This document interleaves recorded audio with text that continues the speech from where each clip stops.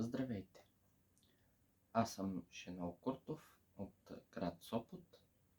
Това е литературното четене Стани, стани, юнак балкански.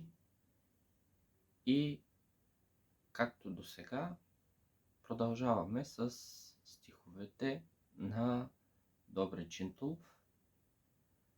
Поредното стихотворение се казва Стара майка се прощава с сина си. Прощавай, синко, много здраве, едничка рожбо на света. Така съдбата нам направи, син с майка да се разделят. Това ли чаках аз от тебе, откак си още малък бил, та сега в моето старо време в път дълъг си се наредил. В страни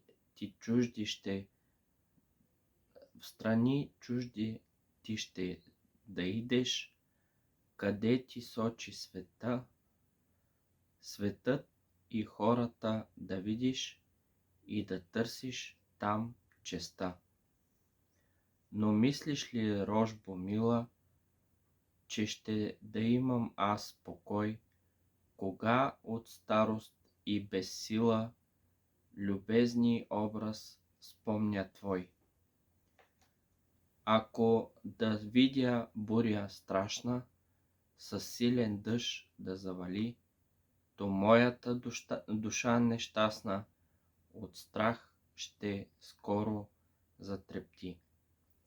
Ако трескавицата слушам и страшен гръмел да гърми, то аз със страх голям ще думам, ах сега, дели е син ми.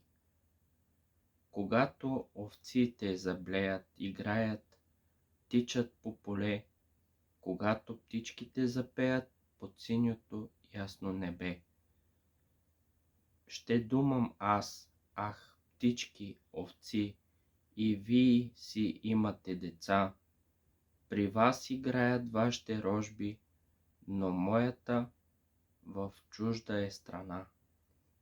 Кога се вече ти находиш по чуждестранни градове и в тази къща пак си додиш, кой ще ти помощ подаде?